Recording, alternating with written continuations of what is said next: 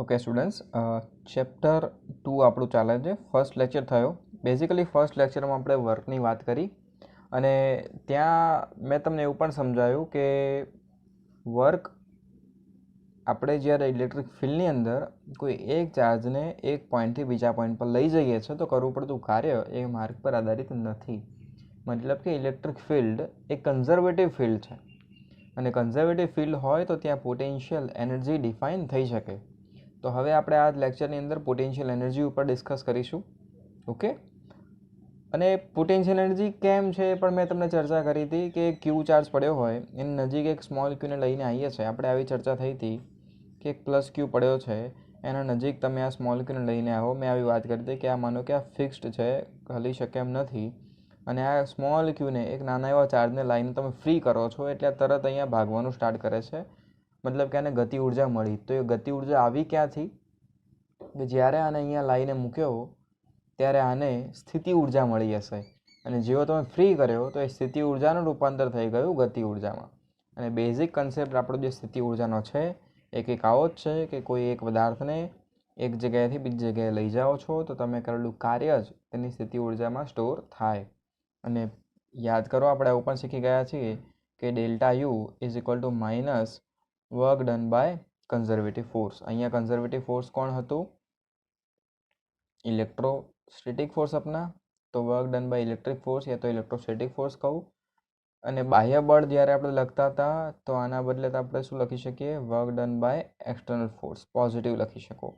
આ બધી ચર્ચા આપણે અહીંયા કરીએ અને ઉર્જા સુધી જઈએ. ઓકે, તો ચલો સ્ટેપ બાય સ્ટેપ સ્ટાર્ટ કરીએ. હવે આપણે આ જે ઓવરઓલ કન્સેપ્ટ છે એને હવે આપણે થોડું એનાલિસિસ કરીને ડિટેલમાં લઈ જઈએ અને ત્યાંથી સ્થિતિ ઉર્જા સુધી જઈએ.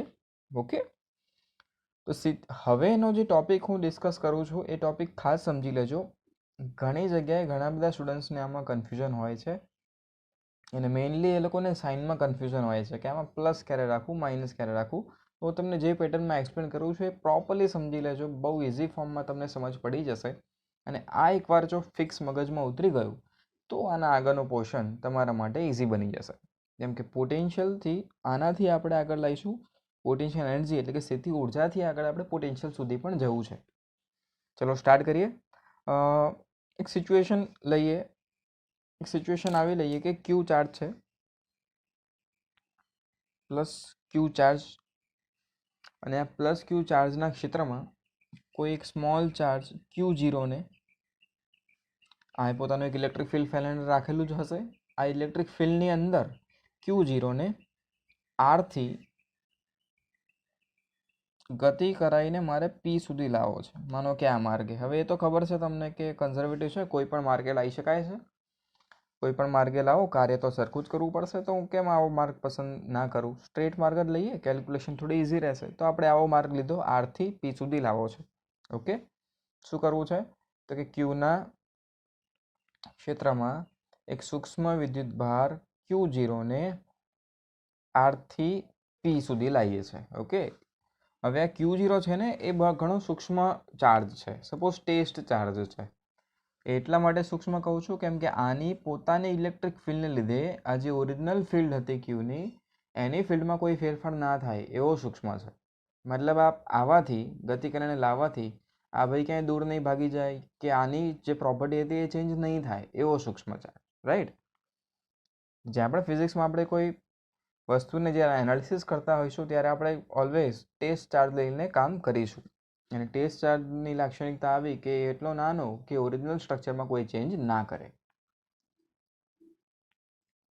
બીજી એક વસ્તુ માની લઈએ કે આ ક્યુ અને આપણો આ ક્યુ ઝીરો બંને પોઝિટિવ ચાર્જીસ છે.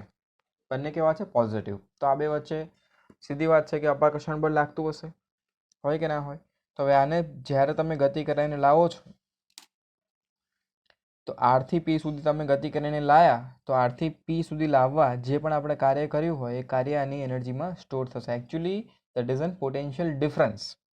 જોઈએ હમણાં આપણે બહુ ડિટેલમાં આને એનાલિસિસ કરીએ. તો આપણે આમ લાવતા હતા, માનો કે આપણે અહીંયા આનું કાર્ય ગણવા આપણે કોઈ આર જેટલા ડિસ્ટન્સ ઉપર આવ્યા છીએ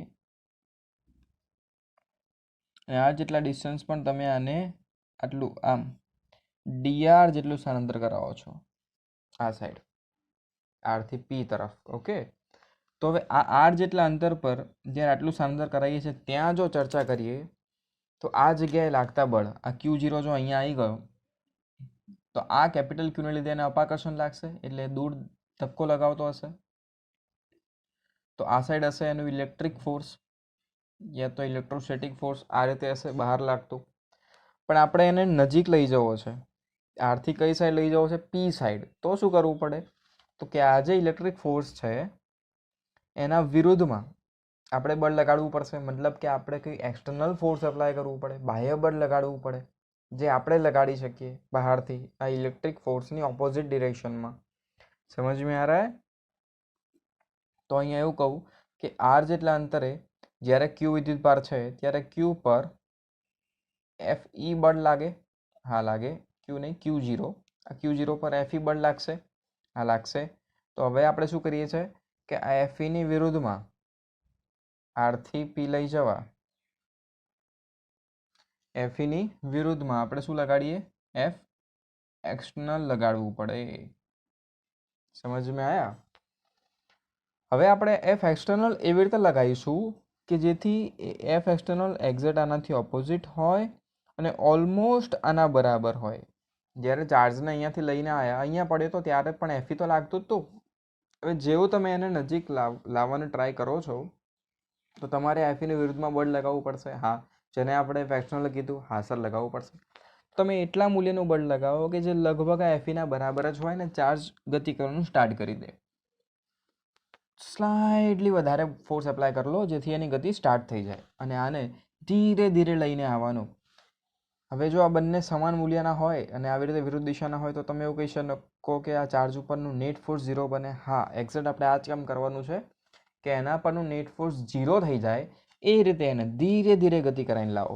નેટ ફોર્સ 0 એનો મતલબ શું છે કે આનો પ્રવેગ 0 થશે. જાણતે હો ના એફ નેટ બરાબર ma. તો જો એફ નેટ 0 છે તો પ્રવેગ કેટલો થશે? 0. આ ચાર્જનો કંઈક માસ છે m અને આનું એફ નેટ 0 થયું મતલબ એનો પ્રવેગ કેટલો થયો? 0. તો આ ચાર્જને પ્રવેગિત કર્યા વગર આપણે લાવવાનો. કેવી રીતે લાવવાનો? એફ નેટ આપણે એવી રીતે લગાવવાનું કે ચાર્જ પ્રવેગિત ના થાય. તો આ ચાર્જને પ્રવેગિત કર્યા સિવાય આપણે ક્યાંથી ક્યાં લાવવો છે? આરથી પી લઈ જવો છે. રાઈટ? આ બધી વસ્તુઓ તમને પોઈન્ટ્સ જે કહું છું તમે યાદ રાખતા રહેજો, સમજતા રહેજો. આ રીતે આપણે ચાર્જને લાવવો છે. પ્રવેગિત એટલે નથી કરવો કેમ કે જો તમે આને પ્રવેગિત કરશો તો આનો વેગ વધતો જશે. વેગ વધશે દેટ મીન્સ કે તમે એવું કહી શકો કે આને કાઇનેટિક એનર્જી મળતી ગઈ ને વધતી ગઈ. તો તમે જે વર્ક કરશો એ વર્ક કોઈને કોઈ રીતે કાઇનેટિક એનર્જીમાં સ્ટોર થઈ રહ્યું છે. બટ અહીંયા આપણે ડીલ કરવું છે પોટેન્શિયલ એનર્જી જોડે. એટલે કાઇનેટિક એનર્જીને પિક્ચરમાં આપણે લાવવી નથી. એટલે આપણે આ ટાઈપની મોશન પસંદ કરી. સમજ में आया? સમજ में आया ना? આપણે ફોકસ અહીંયા કોના પર કરીએ છીએ? ખાલી પોટેન્શિયલ ઉપર. એટલે કાઇનેટિક એનર્જીમાં ચેન્જ આપણે આવવા દેવો નથી. એટલે एकदम धीरे धीरे धीरे धीरे धीरे धीरे धीरे धीरे आप लेके जा रहे हो होले होले से. ठीक है? જેથી એની કાઇનેટિક એનર્જી પર કોઈ ઇફેક્ટ ના પડે. રાઈટ? તો જે પણ આપણું વર્ક હોય એ આપણને પ્યોર પોટેન્શિયલ એનર્જીના ફોર્મમાં મળે. બરાબર છે? આપણે વર્ક કરીએ છીએ એને પોટેન્શિયલમાં સ્ટોર કરવું છે. આપણે એ તો મેઝર કરવા જઈ રહ્યા છીએ પણ જો એ કાઇનેટિકમાં જતું રહેશે તો આપણને પ્યોર આન્સર નહીં મળે. એટલે આ ટાઈપની મોશન આપણે પસંદ કરી. સમજ में आया? તો આમ અહીંયા આપણે જે એફ એક્સટર્નલ લગાવીએ છીએ એ એક્ઝેક્ટ કોના જેટલું લગાવીશું? એફ ઈ જેટલું. Almost equal equal. તો એફ એક્સટર્નલ અને એફ ઈ બરાબર બરાબર હશે પણ ઓપોઝિટ હશે. એટલે આવું પણ લખી શકો તમે. એકને પ્લસ માનો તો બીજાની ડિરેક્શન કેવી લેવી જોઈએ તમારે? માઇનસ. આ રીતે આપણે એને ગતિ કરાવીએ છીએ. તો હવે અને જ્યારે આરથી પી લઈ આવીએ ત્યારે એફ એક્સટર્નલ દ્વારા થતું કાર્ય લખવું હોય તો આપણે આવું લખી શકીએ. Work done by external force. બાહ્ય બળ દ્વારા થતું કાર્ય જ પોટેન્શિયલ એનર્જી, યા તો અહીંયા કહી શકાય કે આરથી પીના पोटेंशियल एनर्जी ने डिफरेंस में स्टोर थाय. ये जानते हो ना आप? ये वाला delta U is what? Minus work done by conservative. Conservative એટલે કયું? ઇલેક્ટ્રિક. એટલે આનાથી થતું કાર્ય ગણો તો આગળ માઇનસ લગાવીને ડેલ્ટા યુ લખી દો અને એક્સટર્નલથી થતું કાર્ય ગણો તો એને જ ડેલ્ટા યુ કહેવાય. તો હવે આપણે કાર્ય ગણીએ and that is what? delta u. Clear है? तो work done by external force ક્યાંથી ક્યાં લાવવા? આરથી પી લાવવા માટે that is F external dot DR. આવું લખાય કે ના લખાય? ક્યાંથી ક્યાં સુધીનું? આરથી પી સુધીનું. ઠીક હે. એફઈના ફોર્મમાં લખવું હોય તો એફ એક્સટર્નલ તમે માઇનસ એફઈ પણ લખી શકો ને? હા, લખી શકાય. તો આને આપણે આવું પણ કહી શકીએ કે માઇનસ એફઈ ડોટ ડીઆર. ઠીક હે. તો જો આટલું જ ખાલી જોઈએ ને, ખાલી આટલી ટર્મ, તો આ શું થયું? Work done by electric force. મતલબ ક્યાં કહેવાય? Work done by conservative force. અને એનું કેવું મૂલ્ય? માઇનસ. જો એક્સટર્નલનું ગણતા હોય તો એ કેવું મૂલ્ય? પ્લસ. જે અહીંયા લખ્યું આપણે. સમજમાં આવ્યા? Electric ફોર્સનું negative A delta you જેટલું હોય, યા તો એક્સટર્નલ ફોર્સનું પોઝિટિવ એનું એ જ ડેલ્ટા યુ જેટલું. કોઈ કન્ફ્યુઝન ના રાખતા. આપણે એને ડિટેલમાં એટલે એનાલિસિસ કરીએ છીએ કે અહીંયા જ ડાઉટ હોય છે કે માઇનસ ક્યાં, પ્લસ ક્યાં. એટલે આપણે એક્ઝેક્ટ એને ક્લિયર કરી રહ્યા છીએ કે માઇનસ આ જગ્યાએ હોય, પ્લસ આ જગ્યાએ હોય. સમજમાં આ રહ્યા? તો આ જે છે વર્ક એ કોના બરાબર? તો કે ડેલ્ટા યુ બરાબર. આપણે પહેલાં શીખી ગયા છીએ કે delta you A conservative ફોર્સનું negative યા તો એક્સટર્નલ ફોર્સ જેટલું જ, એક્સટર્નલ ફોર્સના વર્ક જેટલું જ પોઝિટિવ. કન્ઝર્વેટિવ ફોર્સથી જે વર્ક થયું હોય એનું નેગેટિવ લો, યા તો एक्सटर्नल फोर्स से जो वर्क था वो एनु पॉजिटिव लो. ठीक है. तो यही होता है वर्क. तो आ वर्क ना बराबर આપણે શું લખી શકીએ? Delta U. तो इधर आप लगा सकते हो कि work done by external force charge ने आर थी पी लावा એ કોના બરાબર છે? डेल्टा यू बराबर. ठीक है. और delta U and delta U એ શું કહેવાય? તો કે આર થી પી લાવો છો એટલે ફાઇનલ પી છે અને ઇનિશિયલ આર છે. તો આ ડેલ્ટા યુ એટલે फाइनल એટલે કે यूपी माइनस इनिशियल એટલે કે यू आर. तो ये हुआ एक इक्वेशन. क्लियर हो रहा है?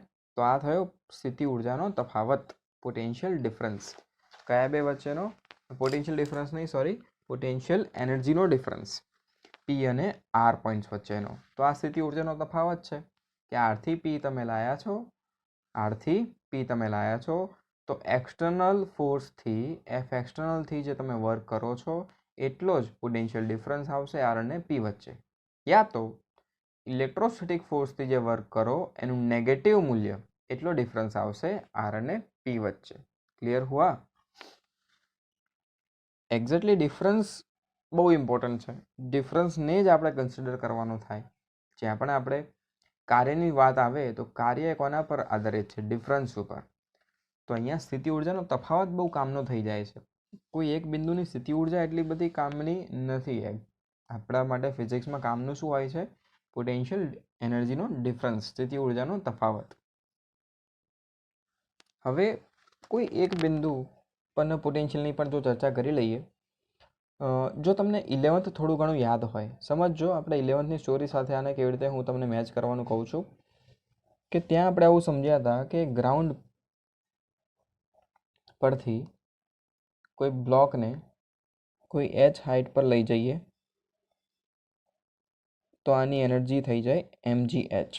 તો જ્યારે તમે આ એનર્જીને mgh લખો છો, મતલબ કે જે એક્સટર્નલ ફોર્સ આપણે એપ્લાય કરીએ છીએ અને લઈ જવા ઉપર, આપણે બાહ્ય બળ તો ઉપર જ લગાવવું પડે, તેનાથી h જેટલું ગયો. આ એક્સટર્નલ ફોર્સથી વર્ક થયું છે mgh અને એ વર્ક એ આની એનર્જીમાં સ્ટોર થયું. એકચ્યુઅલી આ એનર્જી નહીં, એ એનર્જીનો ડિફરન્સ હોય છે ડેલ્ટા યુ. એ કેવી રીતે? તો કે આપણે ગ્રાઉન્ડ પરની એનર્જી કેટલી માનેલી? 0. તો અહીંયા 0 તો અહીંયા mgh. જો તમે ગ્રાઉન્ડ પર mgh માની હોય તો ઉપર 2 mgh. અહીંયા તમે 10 mgh માની હોત તો ઉપર 11 mgh. મતલબ તમે વર્ક કરો છો mgh જેટલું. અહીંયા 0 માની છે એટલે આ જગ્યા પર mgh. ક્લિયર હે?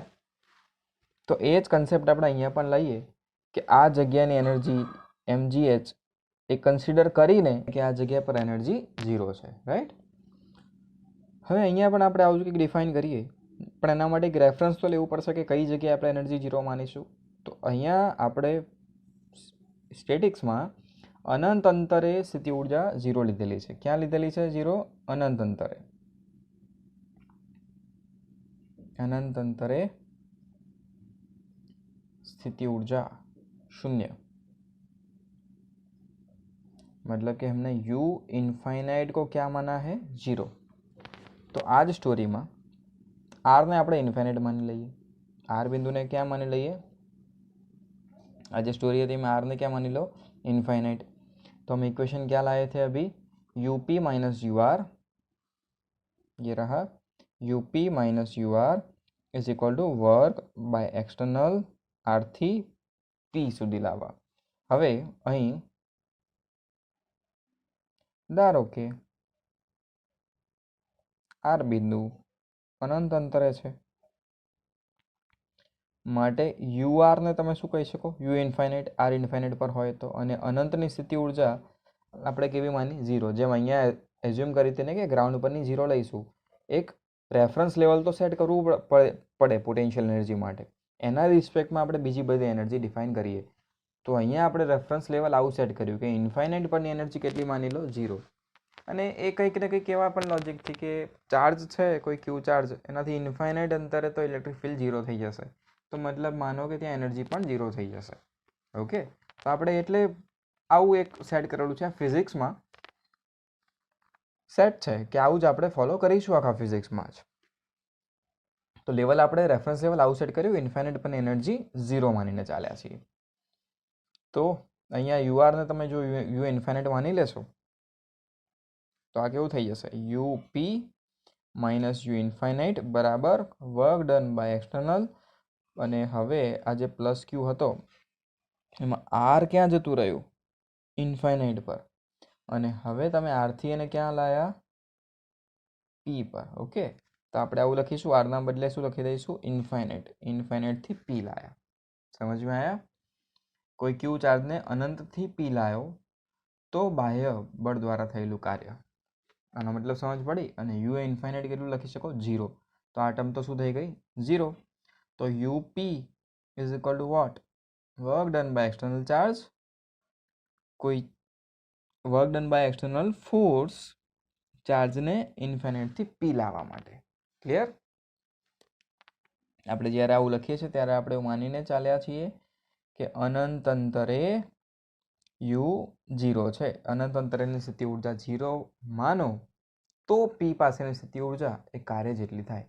જો અનંતની સ્થિતિ ઉર્જા ઝીરો નહીં, તમે 10 માનો તો પીની સ્થિતિ ઉર્જા કેટલી થાય, તો કે આ કાર્ય પ્લસ 10 જેટલી, માનો કે ઓલરેડી 10 છે જ અને હજુ તમે બીજું કંઈક કાર્ય કરો છો આ ડબલ્યુ જેટલું, તો ડબલ્યુ પ્લસ 10 એ અહીંની પોટેન્શિયલ એનર્જી થશે। તો કોઈ એકના રિસ્પેક્ટમાં બીજાની પોટેન્શિયલ એનર્જી ડિફાઇન થઈ।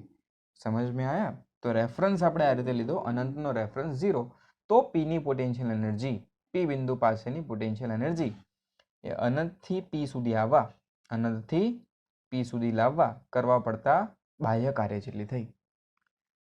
તો આના પરથી એક ડેફિનેશન બની ગઈ, આના પરથી કોઈ એક બિંદુ પાસેના પોટેન્શિયલ એનર્જી યા તો સ્થિતિ ઉર્જાની વ્યાખ્યા યા તો ડેફિનેશન કેવી બની ગઈ, તો કે વિદ્યુત ક્ષેત્રમાં કોઈ વિદ્યુત ભાર ક્યુને, અહીંયા આપણે ક્યુને લઈ આવ્યા હતા,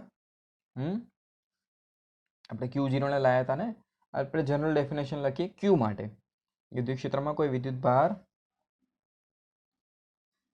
ક્યુ ને ક્યાંથી ક્યાં લાવો, અનંતથી અનંત અંતરેથી આપેલા બિંદુ, એક ક્ષેત્રની અંદર જ લાવીએ છીએ, ક્ષેત્રમાં આપેલા બિંદુ, અહીંયા કયા બિંદુ પર લાવીએ છીએ, પી બિંદુ પર, આપેલા બિંદુ સુધી લાવવા કોના દ્વારા કાર્ય, તો કે એફ એક્સટર્નલ, અનંતથી પી એટલે અનંતથી આપેલા બિંદુ સુધી લાવો તો વર્ક ડન બાય એક્સટર્નલ ને, હા, તો લાવવા બાહ્ય બળ વડે થતા, બાહ્ય બળ વડે થતા કાર્યને, પાર્ટ આટલો કપાઈ જતો હતો ને, હવે દેખાય છે ને, બાહ્ય બળ વડે થતા કાર્યને તે વિદ્યુત ભારની તે જગ્યાની વિદ્યુત સ્થિતિ ઉર્જા કહે છે। વિદ્યુત સ્થિતિ ઉર્જા, હા, વિદ્યુત સ્થિતિ ઉર્જા કહે છે તે બિંદુની, સોરી, તે વિદ્યુત ભારની તે લોકેશન પરની, એટલે કે તે પી પોઈન્ટ ઉપરની પોટેન્શિયલ એનર્જી। એકચ્યુઅલી આ પી પોઈન્ટ પરની પોટેન્શિયલ એનર્જી, યા તો તમે એવું પણ કહી શકો કે આ એક સિસ્ટમની પોટેન્શિયલ એનર્જી છે જેમાં સેકન્ડ ચાર્જ ઇન્ફાઇનાઇટ ઉપર છે। પોટેન્શિયલ એનર્જી સિસ્ટમની હોય જેમ અહીંયા હતી, ઓકે, સોરી, પોટેન્શિયલ એનર્જી એક સિસ્ટમની હોય, અહીંયા તમે આ ક્યુ અને પી ઉપરના ક્યુ ઝીરો યા તો જે સ્મોલ ક્યુ લાવો છો એમની સિસ્ટમની એનર્જી કહી શકો બાય કન્સિડરિંગ કે ઇન્ફાઇનાઇટની એનર્જી 0 છે, રાઈટ? સમજ में आ ગયા? તો આ એક તંત્રની એનર્જી પણ તમે કહી શકો છો, એકચ્યુઅલમાં સિસ્ટમની જ એનર્જી બોલાય, બરાબર? તો આ ઓલ ઓવર કન્સેપ્ટ હતો આપણો પોટેન્શિયલ એનર્જીનો, સેમ 11થને મળતો હતો, બટ ઘણીવાર નેગેટિવ પોઝિટિવની કન્ફ્યુઝન રહી જતી હોય છે, તો આપણે અહીંયા દૂર કરી ઇલેક્ટ્રોસ્ટેટિક્સ લઈને ચાલો છો, ઇલેક્ટ્રિક ફોર્સ જો તમે લઈને ચાલો છો, એટલે કે તમે work done by conservative force ગણો તો આગળ માઇનસ લખો, અને જો એક્સટર્નલ ફોર્સ ગણો તો આગળ પ્લસ રાખો. આ કોના બરાબર થાય? ડેલ્ટા યુ બરાબર. આ બંને વસ્તુ કોના બરાબર થાય? Delta you. સમજ में आया? તો આ કન્સેપ્ટ હતો આપણો સ્થિતિ ઉર્જાનો તફાવત યા તો સ્થિતિ ઉર્જાનો. હવે આનાથી આપણે આગળ જઈશું પોટેન્શિયલ ઉપર, રાઈટ? ક્યાં જઈશું આપણે? પોટેન્શિયલ. પોટેન્શિયલ વર્ડ સાંભળ્યો હશે ધોરણ 10માં. વી, વોલ્ટેજ. હા, બસ એની સંજ્ઞા જ શું છે? વી. તો અહીંયા આપણે પોટેન્શિયલ ડિફરન્સ અને પોટેન્શિયલની ચર્ચા થોડી કરીશું. વી સિમ્બોલથી આપણે જેને ડિનોટ કરતા હોઈએ છીએ. એકચ્યુઅલી જે આ પોટેન્શિયલ એનર્જી છે યા તો પોટેન્શિયલ જે છે, પોટેન્શિયલ એનર્જીનો કન્સેપ્ટ જે આપણે હમણાં શીખ્યા, એ કન્સેપ્ટ વસ્તુઓને ઇઝી બનાવવા માટે ડેવલપ કરેલો છે. જે અત્યારે જસ્ટ આપણે જોયો કે વારે વારે તમારે કાર્ય ગણવું ના પડે. જેમ મેં તમને સ્પ્રિંગમાં સ્ટોરી સમજાવી હતી, 11થમાં તમે સ્પ્રિંગ વખતે સ્ટોરી સમજ્યા હશો, જે લોકો મારી જોડે ભણ્યા છે એ બધા સમજ્યા છે 11th બહુ ડિટેલમાં, કે પોટેન્શિયલ એનર્જીનો કન્સેપ્ટ ત્યાં સ્પ્રિંગમાં પણ આપણને ઇન્ટિગ્રેશનથી બચાવતો હતો. કેમ કે સ્પ્રિંગમાં એક લોકેશનથી બીજા લોકેશન પર જવું હોય તો કાર્ય ગણવા માટે આપણે વારે વારે ઇન્ટિગ્રેશન કરતા, પણ ઇન્ટિગ્રેશન ના કરવું પડે એટલે આપણે શું બનાવી દીધું હતું? પોટેન્શિયલ એનર્જીનું ઇક્વેશન. તો આમ પોટેન્શિયલ એનર્જીનો કન્સેપ્ટ જ્યાં પણ ફિઝિક્સમાં છે ને, એ તમને કોમ્પ્લિકેટેડ મેથેમેટિકલ સોલ્યુશન્સથી બચાવે છે, મતલબ કે ઇન્ટિગ્રેશનથી તમને ત્યાં બચાવશે. તો પોટેન્શિયલ એનર્જી એક કન્સેપ્ટ આપણે ડેવલપ કરેલો છે ફિઝિક્સને ઇઝીલી સમજવા માટે, અને હજુ એ પોટેન્શિયલ એનર્જીને પણ અહીંયા ઇલેક્ટ્રોસ્ટેટિકમાં હજુ થોડું સિમ્પ્લિફાય કરવા આપણે એક બનાવ્યું પોટેન્શિયલ, મતલબ કે વી. આપણો ટોપિક દેટ ઇઝ સ્થિત વિદ્યુત સ્થિતિમાન, જેના સ્થિત વિદ્યુત સ્થિતિમાન અથવા તો સ્થિત વિદ્યુત સ્થિતિમાનનો તફાવત આપણે આના પર અત્યારે ડિસ્કસ કરીએ. तो यू ने પણ હજુ થોડું સિમ્પ્લિફાई કરવા માટે આપણે બનાવી દીધું વી. सिंबल आपको पता है, सिंबल हम इसके लिए यूज़ करेंगे वी. वी થી તો તમને ખ્યાલ જ છે, ઓમના નિયમમાં તમે 10મા ધોરણમાં જોયું તો વી બરાબર IR. કે તમને એવી ચર્ચા બધી કરી હશે કે એક તાર છે, એના બે છેડા વચ્ચેનું પોટેન્શિયલ ડિફરન્સ, વિદ્યુત સ્થિતિમાનનો તફાવત PD, આવા બધા નામ તમે યુઝ કર્યા હતા, જોયા હતા, હે ને? તો એને આપણે હવે ડિટેલમાં સમજી લેવાનું છે કે એક્ઝેક્ટલી ક્યાંથી બન્યું, જેના લીધે ત્યાં કરંટ ફ્લો થતો હતો. વી બરાબર IR आपका इक्वेशन था, याद आया 10th आपका? ओके चलो स्टार्ट करते हैं. तो અહીંયા આપણે વીની શરૂઆત કરીશું. વી અહીંયા આરામથી જોઈ લો, સમજી લો, ધીરે ધીરે ચલેंगे, થોડા લંબા हो जाएगा पर टेंशन मत लेना. એકવાર સમજ પડી ગઈ તો આગળ તમને કન્સેપ્ટ સમજવામાં અને પછીના કન્સેપ્ટ સમજવામાં ઇઝી રહેશે. અત્યાર સુધી આપણે શું શીખી ગયા યુની અંદર?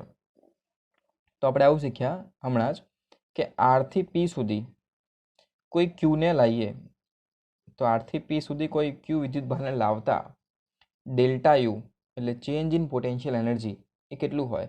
તો કે work done by external force, અને ક્યાંથી ક્યાં સુધીનું? R થી P સુધીનું. આવું હોય, આવું આપણે શીખ્યા. અને આ ડેલ્ટા યુને શું લખતા હતા? તો કે યુપી અંતિમ P માઇનસ પ્રારંભિક R. ये हम समझ चुके हैं. તો હવે આ જ કન્સેપ્ટ એ આપણે કોને લઈને ચાલતા હતા? ક્યુને. તો જો તમે અહીંયા ચાર્જને કન્સિડર કરીને ચાલો છો તો આ વર્કના ઇક્વેશનમાં તમારે ફોર્સ મૂકવું પડે, અને ફોર્સ એક પેલો જે હમણાં આપણે સિસ્ટમમાં મૂક્યો તો કેપિટલ ક્યુ, અને બીજો આ સ્મોલ ક્યુ, એ બંને વચ્ચેનો તમે ફોર્સ ગણો તો કે capital Q small Q by R² લખશો, મતલબ દરેક જગ્યાએ તમે સ્મોલ ક્યુ તો લખશો જ. હવે અહીંયા સ્મોલ ક્યુના બદલે તમે કોઈ બીજો ચાર્જ લઈને આવો છો ક્યુ ડેશ, અને પછી મેં તમને આ પૂછ્યું તો તમે શું કરશો? પાછું વર્ક ગણશો. વર્ક માટે પાછું પેલું ઇન્ટિગ્રેશન આવશે, એ વાલા ઇન્ટિગ્રેશન મેં બોલ રહા હું. આ ગણો તો તમે પાછું ઇન્ટિગ્રેશન કરશો. હવે અહીંયા એફ શું લખશો? પાછા કે કેપિટલ ક્યુ, હવે મેં આ ક્યુ નોટ યા તો ક્યુના બદલે મેં તમને બીજો ચાર્જ કીધો ક્યુ ડેશ, તો તમારે શું કરવું પડે? એફના બદલે કે Q Q dash by R square. તો દરેક વખતે આ ઇન્ટિગ્રેશનમાં ફોર્સ ચેન્જ થશે, મતલબ આખું ઇન્ટિગ્રેશનવાળી સ્ટોરી તમારે ફરીથી કરવી પડે. રીઝન હતું કે આ ક્યુ ચેન્જ થાય, તો આપણે કંઈક એવું ડેવલપ કર્યું કે આ ક્યુ ને વારે વારે મૂકવો ના પડે. એટલે આપણે શું કર્યું કે તમે આ ક્યુ ઉપરનું જે કાર્ય ગણો છો ને એના બદલે એવું કરી લો કે એકમ ચાર્જ પરનું કાર્ય ગણી લો. કોના માટેનું ગણી લો? એકમ ચાર્જ પરનું. અને એ એકમ ચાર્જનું કાર્ય તમે ગણીને મૂકી રાખો. પછી કોઈ ક્યુ ચાર્જ મૂકો છો તો કાર્ય ક્યુ ઇન્ટુ એકમનું થઈ જાય. ક્યુ ડેશ ચાર્જ મૂકો છો તો ક્યુ ડેશ ઇન્ટુ એકમનું કાર્ય થઈ જાય. સમજ પડી? તો અહીં આપણે શું કરીશું? પહેલાં એકમ વિદ્યુતભારને લઈ જતા કાર્ય ગણી લઈએ આના પરથી જ, કે જો એકમ ધન વિદ્યુતભારને લઈ જઈએ, વસ્તુને આપણે ઇઝી બનાવવા માટે, બરાબર, એકમ ધન વિદ્યુતભારને લઈ જઈએ તો એકમ ધન વિદ્યુતભારને લઈ જતા કાર્ય કેટલું થશે? તો કે આ હતું ક્યુને લઈ જતા કાર્ય. તો આ જે કાર્ય ગણ્યું આપણે એના ડિવાઈડ બાય શું કરી લો? ક્યુ કરી લો. સમજમાં આવ્યા? તો work done by external force આરથી પી માટેનું જે કાર્ય છે એ કોનું છે? તો કે ક્યુ ચાર્જનું. તો તમારે એક એકમનું જોઈતું હોય તો શું થાય? તો કે ડિવાઈડ બાય ક્યાં કરી લો? ક્યુ કરી લો. તો આ તમને એક એકમનું કાર્ય મળ્યું કે ના મળ્યું? તો આ બાજુ શું થશે? યુપી માઇનસ યુઆર, એના ડિવાઈડ બાય પણ શું થઈ જશે? ક્યુ. તો આ તમને બધી જે વસ્તુ મળી કોના માટે મળી ગઈ? એક એકમ માટે. આને જ કહેવામાં આવે છે ડેલ્ટા વી, પોટેન્શિયલ ડિફરન્સ.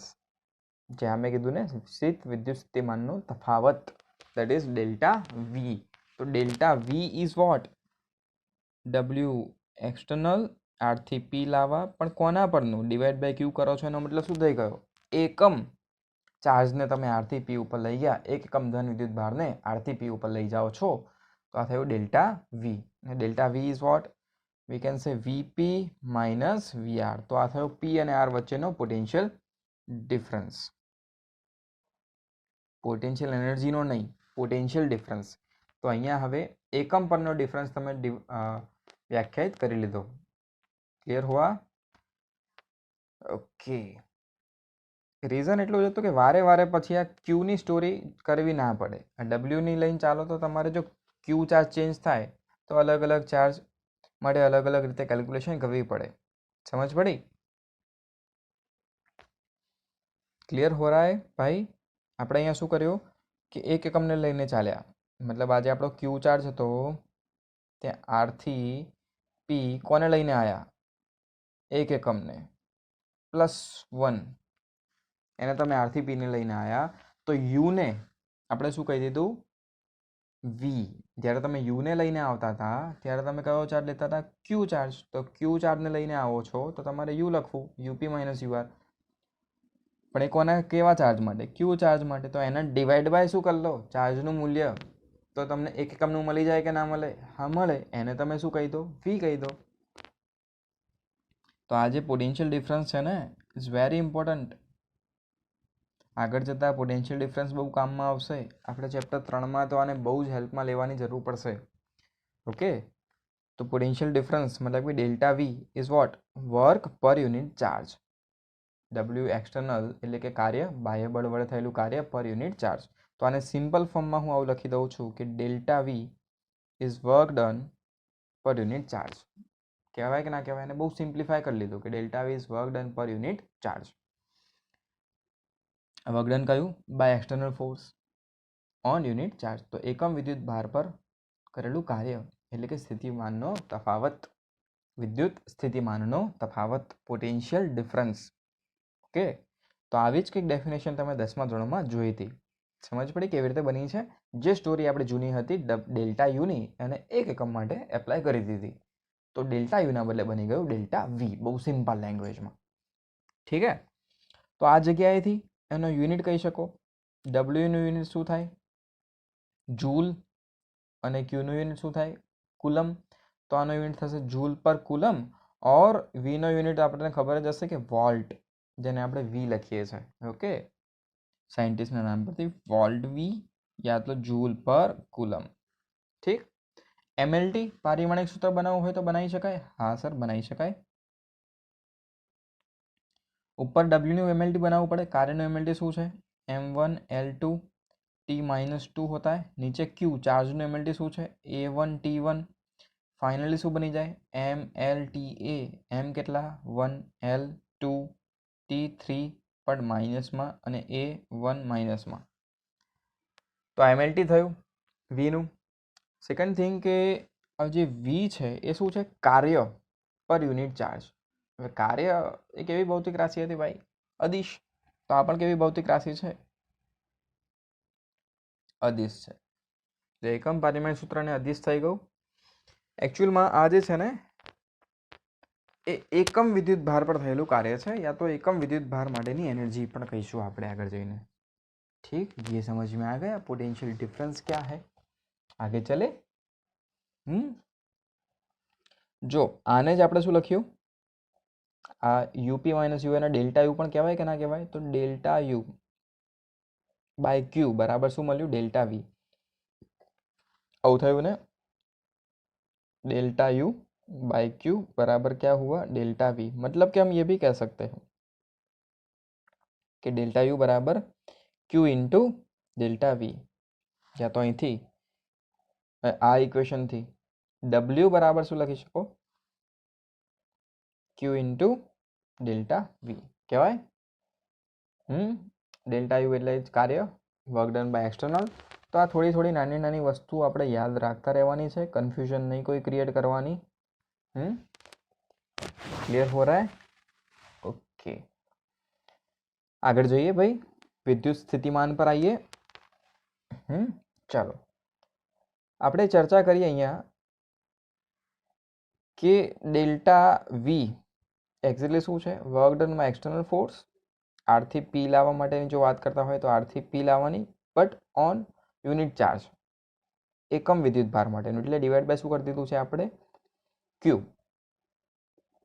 હવે જેમ યુમાં લાયા હતા સેમ સ્ટોરી અહીંયા પણ કરીએ કે આપણને જે આ ખબર છે ये वाली स्टोरी कि डेल्टा वी એટલે કે VP minus VR is equal to work done by external. આરથી પી લાવવા માટે પણ પર યુનિટ ચાર્જ, એટલે કે ડિવાઈડ બાય ક્યુ આવ્યો, ખાલી યુના પિક્ચરમાં છેદમાં ક્યુ આવી ગયો એકમ વિદ્યુત ભાર પરનો. આને કહેવાય સ્થિતિમાનનો તફાવત, કયા બે બિંદુ વચ્ચેનો, પી અને આર વચ્ચેનો. પણ હવે કોઈ એક પર્ટિક્યુલર પોઈન્ટ માટેની જો વાત કરવી હોય તો અગેન આરને શું લઈ લઈશું આપણે ઇન્ફાઇનાઇટ પર જવા દઈએ. તો જેમ હમણાં લીધું હતું કે આર સપોઝ ઇન્ફાઇનાઇટ ડિસ્ટન્સ પર છે, અહીંયા આપણે લાયા ને આરથી પી એક એકમને, પણ આર ક્યાં માની લો હવે ઇન્ફાઇનાઇટ પર, અને હવે તમે એને એક એકમને પી સુધી લઈ આવો છો, અને બધી જ વસ્તુ આપણે કોઈ પ્લસ ક્યુના ફિલ્ડની અંદર કરી. ઓકે, તો આર ઇન્ફાઇનાઇટ પર છે, ત્યાંનું પોટેન્શિયલ વીઆર અને પીનું પોટેન્શિયલ વીપી, બટ ઇન્ફાઇનાઇટનું પોટેન્શિયલ અગેન કેટલું લઈ લઈશું 0. જેમ હમણાં ઇન્ફાઇનાઇટ પરની પોટેન્શિયલ એનર્જી 0 લીધી હતી, સેમ વે પોટેન્શિયલ પણ કેટલું લઈશું 0. તો અગેન આર જે બિંદુ છે એ અનંત અંતરે જો માનો તો અનંત અંતરનું પોટેન્શિયલ, અનંત અંતરે સ્થિતિ ઉર્જા પણ 0 અને પોટેન્શિયલ પણ 0, એટલે કે સ્થિતિમાન વી ઇન્ફાઇનાઇટ 0 લેતા સ્ટોરી શું થઈ જશે, તો કે વીપી વીઆરના બદલે વી ઇન્ફાઇનાઇટ, ડબલ્યુ એક્સટર્નલ આરના બદલે ઇન્ફાઇનાઇટ. આમાંથી જ આ પિક્ચરમાંથી અહીંયા આવ્યા, જેમ હમણાં આવ્યા હતા સેમ વે, બટ બધું જ પર યુનિટ ચાર્જ. હવે આ આન્સર શું 0, અનંતનું સ્થિતિમાન 0, મતલબ કે બચ્યું શું potential at P, VP is equal to W external ઇન્ફાઇનાઇટથી પી ડિવાઇડેડ બાય ક્યુ. તો જેમ હમણાં આવા ઇક્વેશન પરથી વ્યાખ્યા બનાવી હતી સેમ વે અહીંયા પણ ડેફિનેશન બને. આ શું છે એકચ્યુઅલમાં ડબલ્યુ બાય ક્યુ એટલે શું કહેવાય, એકમ ચાર્જ પરનું કાર્ય જ કહેવાય કે ના કહેવાય, ડબલ્યુ બાય ક્યુ જ છે ને. એ શું છે એકમ ચાર્જ પર કાર્ય, બટ કયું ડબલ્યુ એક્સટર્નલ, એટલે એકમ વિદ્યુત ભારને ક્યાંથી ક્યાં લાવવા, અનંતથી પી લાવવા. છેદમાં ડબલ્યુ છે એનો મતલબ શું છે એકમ વિદ્યુત ભાર.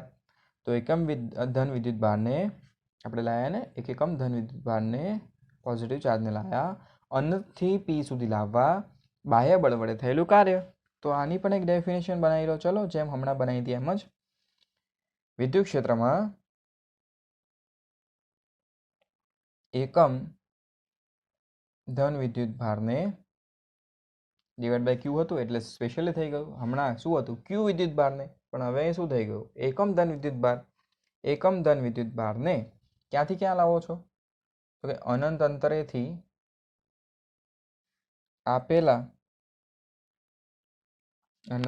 આપેલા બિંદુ પર લાવવા. પેન ખતમ. ઓકે, આપેલા બિંદુ પર. અને અગેન અહીંયા પણ આપણે કેવી રીતે લાવીએ છીએ? એકદમ સ્લોલી, કેમ કે આપણે અગેન મેઇન રોલ એ જ છે કે આમાં કાઇનેટિક એનર્જીને ઇન્ક્લુડ નહીં થવા દઈએ. આપેલા બિंदु पर तो आप ये भी लिख सकते हो कि प्रवेग रहित આપેલા બિંદુ પર લાવવા બાહ્ય બળ વડે અથવા તો એવું પણ લખી શકાય કે વિદ્યુત ક્ષેત્રની વિરુદ્ધમાં. તેમ તો બ્રેકેટમાં લખું છું. બાહ્ય બળ વડે યા તો વિદ્યુત ક્ષેત્રની વિરુદ્ધમાં કરવા પડતા કાર્યને તે બિંદુ પાસેનું વિદ્યુત સ્થિતિમાન કહે છે. બોલો, ડેફિનેશન સમજ में आ गई? અહીંથી જ બની છે ડેફિનેશન. ક્લિયર છે ને? તો આ તે બિંદુ પાસેનું પોટેન્શિયલ ડિફાઇન કરે. તો આવી રીતે જ્યારે તમે કાર્ય ગણી લેશો ને તો આ શું થશે?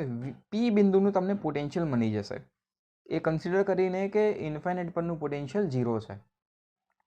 તો હવે આ પી ઉપર તમે કોને લાવ્યા હતા? એક એકમ ચાર્જને. તો નાઉ ઇટ્સ વેરી સિમ્પલ કે એક એકમના બદલે જો તમે 2 એકમ લાવો તો ઉર્જા કેટલી? 2 વીપી.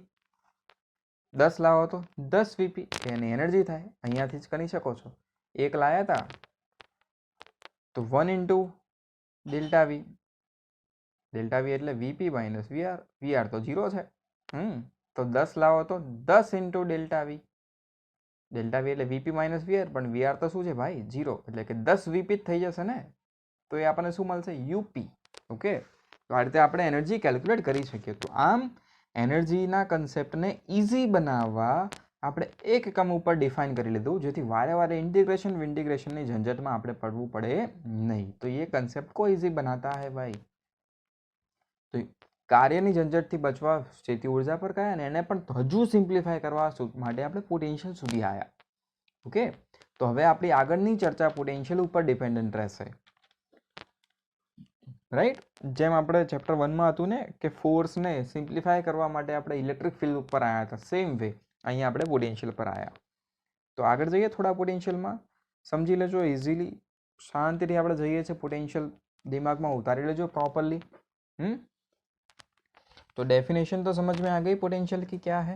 जस्ट अभी हमने देखी विद्युत क्षेत्र में एकम धन विद्युत भार ने अनंत अंतरेથી ક્ષેત્રમાં આપેલા બિંદુ પર લાવવા बाह्य बल वड़े थतु कार्य. डेफिनेशन आपको पता है क्या है? विद्युत क्षेत्र में एकम धन विद्युत भार ने अनंत अंतरेથી કેવી રીતે લાવવાનું? પ્રવેગ રહિત અનંત અંતરેથી આપેલા બિંદુ પર લાવવા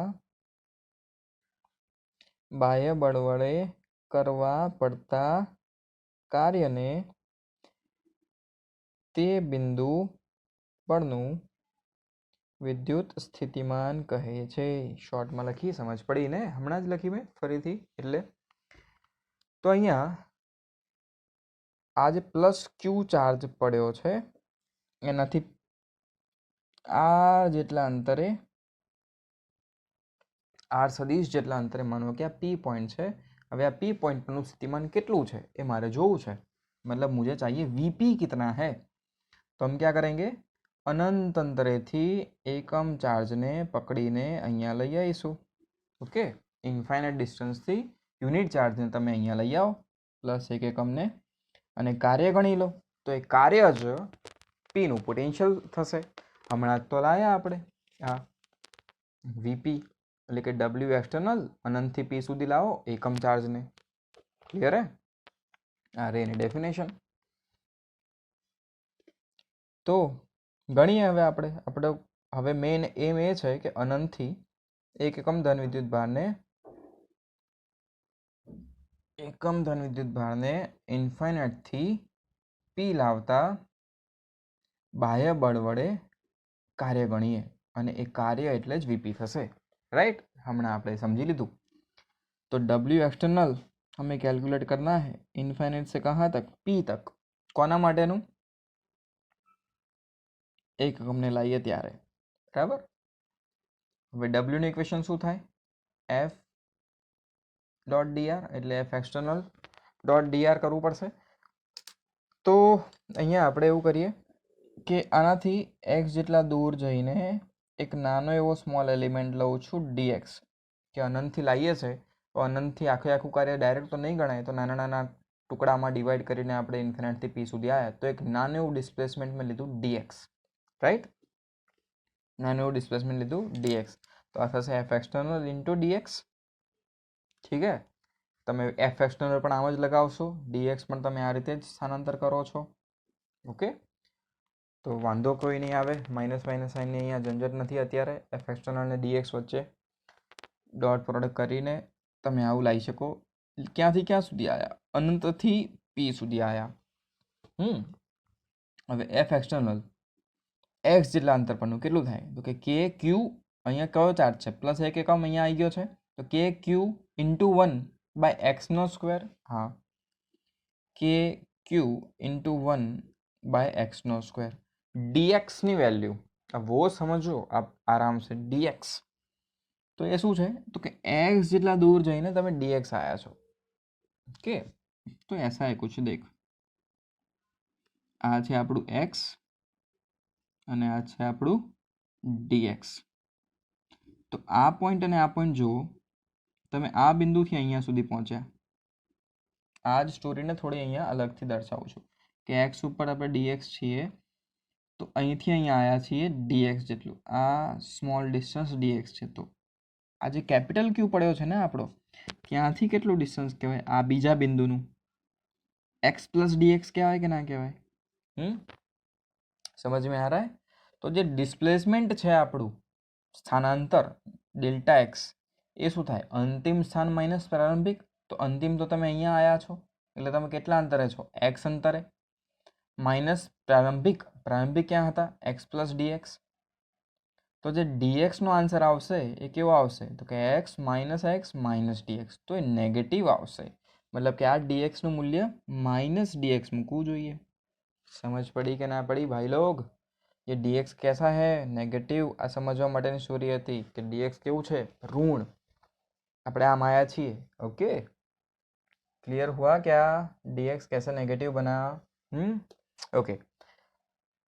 कॉन्स्टન્ટ टर्म बहार काढी लईए, फटाफट इंडिकेशन कर लईए, माइनस साइन में हवे तमने कोई डाउट नहीं, खबर पड़ी गई। तो k અને q બહાર, 1/x² નું ઇન્ટિગ્રેશન dx -12 હતા, ભૂલી ગયો લખવાના, માઇનસ લખી લે। ઇન્ટિગ્રેશન ઇન્ફાઇનાઇટથી ક્યાં સુધી છે, પી સુધી। હવે લિમિટ મૂકી દઈએ, તો એક્સ એટલે કે અંતરના ફોર્મમાં લિમિટ, તો ઇન્ટિગ્રેશન ઇન્ફાઇનાઇટથી ક્યાં સુધી લાવવાની, તારે પી સુધી લાવવાનું ને। એક્સનું મૂલ્ય ઇન્ફાઇનાઇટથી ક્યાં સુધી જશે, આર સુધી, તો લિમિટ ક્યાંથી ક્યાં આવશે, ઇન્ફાઇનાઇટથી આર સુધી। તો માઇનસ કે ક્યુ ઇન્ટિગ્રેશન 1/x² નું થાય -1/x, લિમિટ ઇન્ફાઇનાઇટથી આર, ઓકે। चलो लिमिट एप्लाय कर लीए, तो शू थशे अहींया, माइनस आ माइनस ने बहार लई आओ तो थई जशे प्लस के क्यू, અને 1/x, x ના બદલે અપર લિમિટ તો 1/r, માઇનસ x ના બદલે લોઅર લિમિટ તો 1/ઇન્ફાઇનાઇટ, 1/ઇન્ફાઇનાઇટ 0, so our answer is kq/r। આ શું છે, w એક્સટર્નલ ઇન્ફાઇનાઇટથી પી કોને લઈને આવ્યા હતા, એકમ ધન વિદ્યુત ભારને, બરાબર, એક એકમ ધન વિદ્યુત ભારને લાયા હતા। તો એક એકમ ધન વિદ્યુત ભારને અનંત અંતરેથી પી બિંદુ પર લાવવા માટે કરેલું કાર્ય kq/r આવ્યું। તો અકોર્ડિંગ ટુ ડેફિનેશન, જે આપણી વ્યાખ્યા છે અહીંયા લખી છે, વ્યાખ્યા મુજબ આ કાર્યને જ તે બિંદુ પાસેનું વિદ્યુત સ્થિતિમાન કહે છે। માટે વીપી જે આપણે કીધું હતું, ડબલ્યુ એક્સટર્નલ ઇન્ફાઇનાઇટથી પી સુધીનું, અને કોના માટેનું, એક એકમનું જે હમણાં કીધું હતું એ કેટલું આવ્યું કે ક્યુ બાય આર. તો કે ક્યુ બાય આર કોના બરાબર થયું? પી, વીપી ના બરાબર. क्लियर? समझ में आया भाई लोग? क्लियर है? तो वीपी बराबर k Q by R, sorry small R હતો तो स्मॉल आर. तो ये पिक्चर क्या दिखाता है? ये शो कर रहा है हमें क्या क्यू चार्ज પડ્યો હોય તો એનાથી આર જેટલા દૂર બિંદુવત ચાર્જથી આર જેટલા દૂર પોટેન્શિયલ, આર જેટલા દૂર કોઈ પી બિંદુ હોય તો આ પી બિંદુનું પોટેન્શિયલ વીપી બરાબર કે ક્યુ બાય આર. રાઈટ? તો વિદ્યુત ક્ષેત્રની અંદર આ પી પોઈન્ટ પરનું પોટેન્શિયલ દર્શાવે છે. મતલબ આ દર્શાવે છે કે આ પી પોઈન્ટ પર એક એકમ ચાર્જ પડ્યો હોય તો એની જોડે આટલી એનર્જી હશે. તો 10 એકમ ચાર્જ પડ્યો હોય તો 10 ઇન્ટુ આટલી, 50 એકમ ચાર્જ પડ્યો હોય તો 50 ઇન્ટુ આટલી. ધેટ મીન્સ કે આ પોટેન્શિયલ આ પોઈન્ટની લાક્ષણિકતા દર્શાવે છે. પોટેન્શિયલ શું દર્શાવે છે આપણને? પર્ટિક્યુલર પોઈન્ટની લાક્ષણિકતા, એની પ્રોપર્ટી બતાવે છે ઇલેક્ટ્રિક ફિલ્ડની અંદર. તો આ પોટેન્શિયલ 0 भी હોઈ શકે છે, પોઝિટિવ પણ હોઈ શકે ને નેગેટિવ પણ હોઈ શકે છે. तीनों हो सकता है. तो एक कंडीशन ये याद रखो कि આ જે પોટેન્શિયલમાં જે ક્યુ મૂકીશું ને, આ ક્યુ આપણે વિથ સાઇન મૂકીશું. ચેપ્ટર 1 ની અંદર હું તમને વારે વારે કહેતો હતો કે સાઇન ના મૂકશો, ના મૂકશો, ના મૂકશો. અહીંયા હું તમને બહાર દઈને કહું છું કે અહીંયા ક્યુમાં સાઇન મૂકો, મૂકો, મૂકો. ઓકે, ક્યુમાં સાઇન મૂકવાની છે. રીઝન ये है कि अगर આ ક્યુ મેં એક એકમ લીધો હતો, હવે એના બદલે એકના બદલે માનો કે નેગેટિવ હોય, +1 હતો એના બદલે માઇનસ હોત તો આકર્ષણ લાગે. તો એફ ઈ આમ આવે ને એફ એક્સટર્નલ ઓપોઝિટ આવે. તો દરેક જગ્યાએ માઇનસ માइनस माइनस माइनस ऐड થાય અને અહીંયા फाइनल भी माइनस થઈ જાય. तो ये हमें ध्यान में रखना है. अगर ये क्यू नेगेटिव होता, आ क्यू नेगेटिव होत तो આ જે અપાકર્ષણ લાગ્યું હતું આ +1 ને એના બદલે શું લાગે? આકર્ષણ. આની વાત કરું છું. આ ક્યુ નેગેટિવ હોય તો જે અપાકર્ષણ લાગ્યું તેના બદલે શું લાગે? આકર્ષણ. એટલે એફ ઈ અંદર આવે, એફ એક્સટર્નલ બહાર લેવું પડે આપણે. અને પ્રવેગ રહિત લાવવાનું ને, એટલે એફ એક્સટર્નલ આપણે એટલું જ બહાર લગાવવું પડે. હવે તમે એમ એવું ના વિચારતા કે લાવો છે અહીંયા તો કેમ બહાર લગાવવાનું? ભાઈ પ્રવેગ રહિત લાવવાનો છે. એફ ઈને લીધે તો એ પ્રવેગિત ગતિ કરીને દોડી આવશે. તો આપણે એટલું જ બહાર ખેંચી રાખવું પડશે કે જેથી ધીરે ધીરે ખસે. તો આપણે એને સ્લોલી ગતિ કરાવવા એફ એક્સટર્નલ બહાર લગાવવું પડ્યું. મતલબ આપણે તો કાર્ય કરવું જ પડ્યું અને કાર્યથી પોટેન્શિयल મળશે. तो હવે एफ एक्सटर्नल ने डी आर ऑपोजिट થઈ જશે. समझ में आ रहा है? आप अंदर लेके जा रहे हो और डी आर एफ एक्सटर्नल आपका ऊपर है. તો ત્યાં આ આન્સર કેવો આવી જાય? નેગેટિવ. તો આમાં હું એવું કહું છું કે તમે આને વિથ સાઇન મૂકો. ઓકે, યાદ રખ લેના ફાઇનલી કે આમાં વીપી બરાબર કે ક્યુ બાય આર પોઈન્ટ ચાર્જને લીધે આર જેટલા અંતરનું પોટેન્શિયલ, એમાં ચાર્જની વેલ્યુ વિથ સાઇન મૂકી દેવાની. એટલે કે ધન હોય તો પોટેન્શિયલ પોઝિટિવ આવશે, ઋણ હોય તો પોટેન્શિયલ नेगेटिव આવશે અને પોટેન્શિयल 0 પણ હોઈ શકે. तो पोटेंशियल पॉजिटिव, नेगेटिव और 0 भी हो सकता है. ठीक है? तो आ तो बिंदुवत विद्युत भार ने લીધે विद्युत स्थितिमान क्या था? ये बिंदुवत विद्युत भार ने कारणे विद्युत स्थितिमान. इम्पोर्टન્ટ क्वेश्चन है भाई. થિયોરેટિકલી પણ ઇમ્પોર્ટન્ટ ક્વેશ્ચન પૂછાઈ શકે. બિંદુવત વિદ્યુતભાર માટે આપણે પહેલા શું શીખ્યા હતા? ઇલેક્ટ્રિક ફિલ્ડ શીખ્યા છો કે નહીં? કે આ ક્યુ ચાર્જ પડ્યો હોય, પોઝિટિવ ક્યુ, તો એનાથી આર અંતરે કોઈ પી પોઈન્ટ છે તો આ પી પોઈન્ટ ઉપર ઇલેક્ટ્રિક ફિલ્ડ કેટલી? તો કે કે ક્યુ બાય આર સ્ક્વેર. અને આ પી પોઈન્ટ પરનું પોટેન્શિયલ કેટલું? તો કે ક્યુ બાય આર. તો આ બંનેને ધ્યાનથી જુઓ. ઈ ચલે છે શું છે? 1/r². અને અહીંયા વી ચલે છે શું આવ્યું? 1/r. મતલબ અંતર આરના વધવા સાથે ઈ પણ ઘટે, વી પણ ઘટે. બટ ઈ કેવી રીતે ઘટે છે? ઝડપથી. સમજ પડે છે?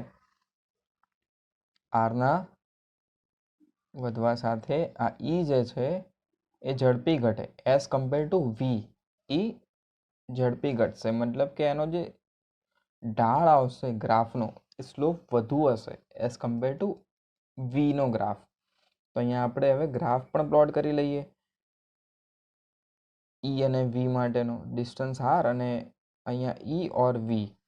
ઓકે, તો જે ઈ છે એ કેવું ઘટશે? રેપિડલી, એટલે કે સ્પીડમાં ડિક્રીઝ થશે. તો એનો સ્લોપ વધુ હશે. જો તમે આ રીતે બનાવી શકો છો કે એનો સ્લોપ વધુ,